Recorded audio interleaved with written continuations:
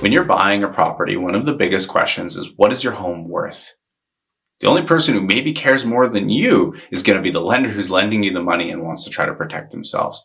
Now, typically, if you buy a home with less than 20% down, the mortgage insurer that is involved will order the appraisal themselves if it's required, but more often than not, the property will electronically appraise.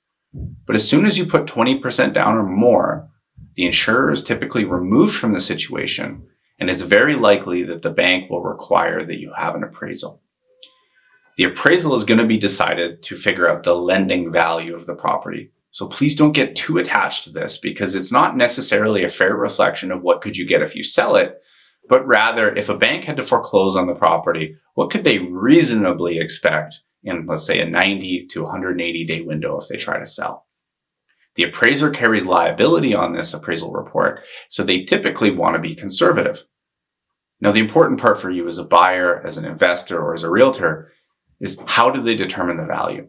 What they're going to do is look at comparable sales that have completed, so properties that have actually sold, typically in the last 6 months, and they're going to make adjustments to create a comparable value or interpretation of what the value of the home that is being appraised is.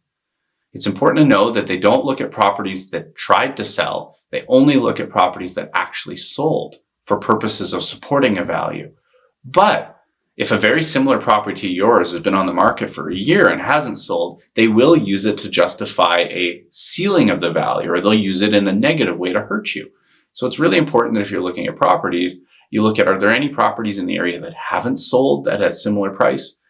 As an example, if you're buying a condo unit, the unit next door is for sale and hasn't sold in 8 months, maybe because it's really outdated, it's older, there's issues with the property, maybe a hoarder lives there. It's important that when the appraisal is ordered, whoever's ordering it understands, and maybe you can put a note just to explain. Unit 102 is for sale, but due to tenant issues has not been able to sell. There's a latent defect with the property or a deficiency due to situation A. That can really help avoid issues, because once the appraisal report's written, getting the appraiser to amend it or change it's incredibly difficult, because they've made a decision, they've put it in writing. The only way they will change it is if you can show very strong data that supports their wrong. In my experience, it's maybe a 1 or 2% success rate. It's very rare. If you have any questions or you need help navigating the appraisal side of things, just let me know and I'll do my best to help you through it.